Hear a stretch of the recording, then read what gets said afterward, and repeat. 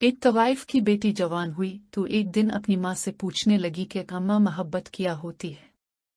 तवाइफ जलकर बोली तो मुफ्त अय्याशी के बहाने हमारे यहाँ ज्यादातर मोहब्बत की शादियाँ नफरते की तलाकों में तब्दील हो जाती हैं, लेकिन फिर भी धड़ाधड़ मोहब्बतें और ठुकाठक तलाकें जारी हैं। ऐसा लगता है कि मोहब्बत से नफरत का सफर एक शादी की मार है। कितनी अजीब बात है कि लड़का लड़की अगर एक दूसरे की मोहब्बत में गिरफ्तार हो जाएं तो उनकी मोहब्बत बढ़ने की बजाय दिन बदन कम होती चली जाती है। एक दूसरे से उकताहट महसूस होने लगती है। क्या वजह है कि मोहब्बत का आगाज खूबसूरत और अंजाम भयानक निकलता है? इखराक दूसरे की खातिर मरने के दावे करने वाले एक दूसरे को मारने पर क्यों तुल जाते हैं? वजह बहुत आसान है। बुलबुल का बच्चा खिचड़ी भी खाता था, पानी भी पीता था, गाने भी गाता था, लेकिन जब उसे अड़ाया तो फिर वापस ना आया। इसलिए कि मोहब्बत आज़ादी से होती है, कैद से नहीं। हमारे यहाँ उलट हिसाब है। जो ही किसी लड़के को किसी लड़की से मोहब्बत होती है, साथ ही एक अजीब किस्म की कैद शुरू हो जाती है। लड़कियों की फरमाइशें कुछ यूं होती, और शकील अब तुमने रोज मुझे रात 8 बजे चांद की तरफ देखकर आई लव यू का मैसेज करना है। अब हम चूंकि एक दूसरे से मोहब्बत करने लगे हैं, लिहाजा हर बात में मुझसे मशवरा करना। रोज इना कम से कम 5 मिनट के लिए फोन जरूर करना। मैं मिस्ड कॉल दूं तो फौरन मुझे कॉल बैक करना।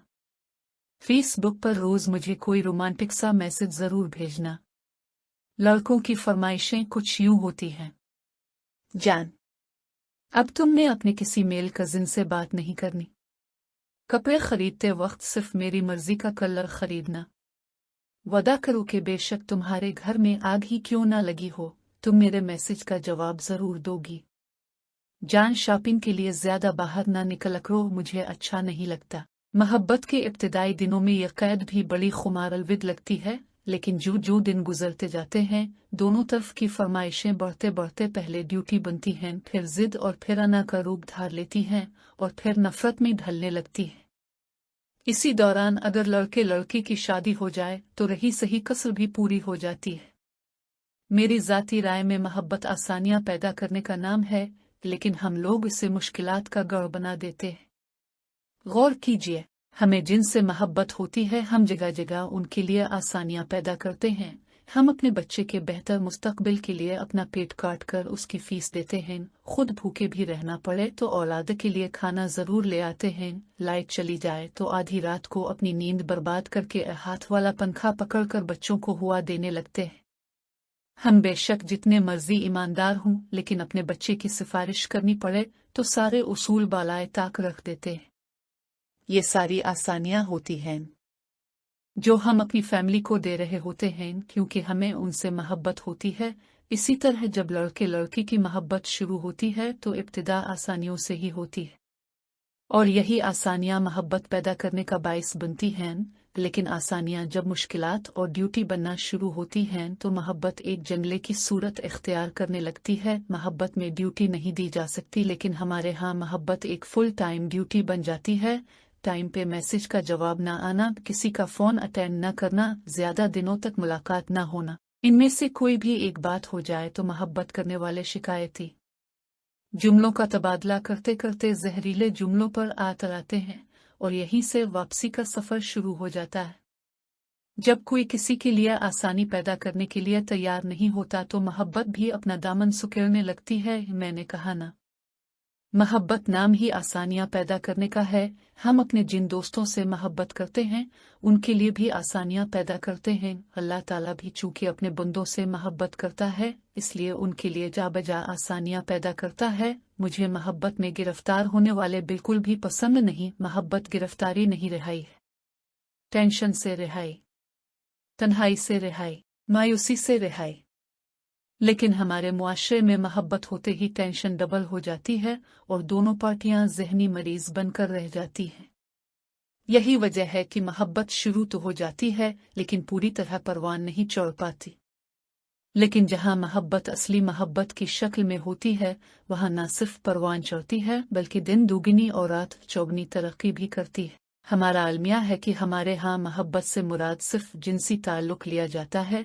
ये मोहब्बत का एक जुज़्व तो हो सकता है, लेकिन पूरी मोहब्बत इसके गिर्द नहीं घूमती। बिल्कुल ऐसे जैसे किसी असलम का एक हाथ काट कर अलग कर दिया जाए तो इस कटे हुए हाथ को कोई भी असलम नहीं कहेगा, तस्लम वही कहलाएगा जो जुड़े हुए आज़ा रखता होगा।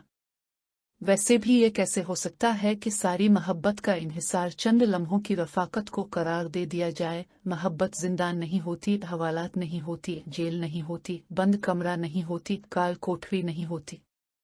मोहब्बत तो ताहद नज़र एक खुला मैदान होती है, जहाँ कोई जंगले, कोई खारदार तारे और कोई बुलंद दीवारें नहीं होती। अब तहक़ीक़ करके देख लीजिए, जहाँ मोहब्बत नाकाम हुई होगी वहाँ वजूहात यही मसाइल बने होंगे। हर कोई अपनी मोहब्बत जतलाता है और दूसरे को बार बार ये ताने मारता है कि तुम्हें मुझसे मोहब्बत नहीं। लोग कहते हैं कि मोहब्बत की नहीं जाती, हो जाती है। गलत है। मोहब्बत की एक छोटी सी कोमपल दिल में अज़ खुद ज़रूर फूटती है, लेकिन इसे तनावर दरख्त बनाने के लिए बहुत कुछ करना पड़ता है। वो मोहब्बत कभी कामयाब नहीं हो सकती जहाँ शिकवे, शिकायतें और ताने शामिल हो जाएं। ऐसे लोग बदकिस्मत हैं जो मोहब्बत करना नहीं जानते, लेकिन मोहब्बत कर बैठते हैं और फिर दूसरे को इतना बददिल कर देते हैं कि वो मोहब्बत से ही इनकारी हो जाता है।